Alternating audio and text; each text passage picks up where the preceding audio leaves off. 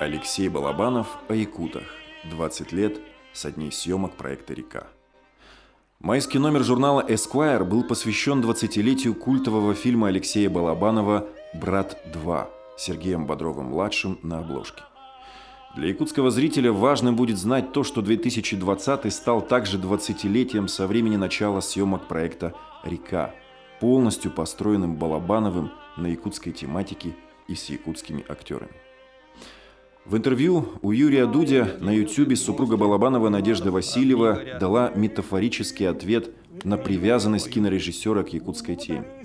Якуты считают, что Леша якут, а это север. Он любил холод во всем.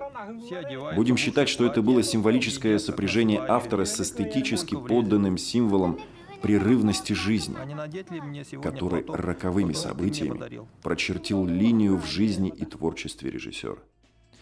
Это был трагический ледниковый уход близких друзей и коллег Сергея Бодрова-младшего и почти половины съемочной команды Балабанова, представленной для фильма «Связной».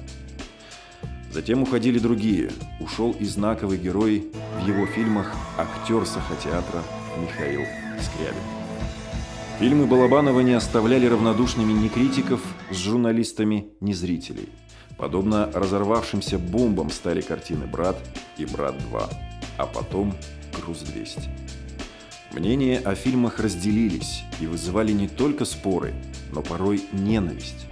В 2013 году режиссер покинул этот мир, а его творчество вписало яркую и самобытную страницу в истории российского кинематографа.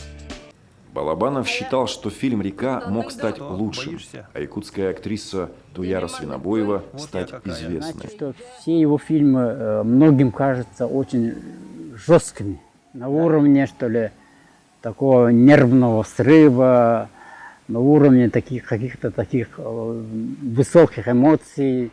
Главными героинями фильма «Река» стали простые якутские женщины – Анчик Анна Флегонтова, актриса Тюза, Батырхай Мария Макарова-Кычкина, ныне начинающий научный исследователь и предприниматель, Имерген Туяра Свинобоева.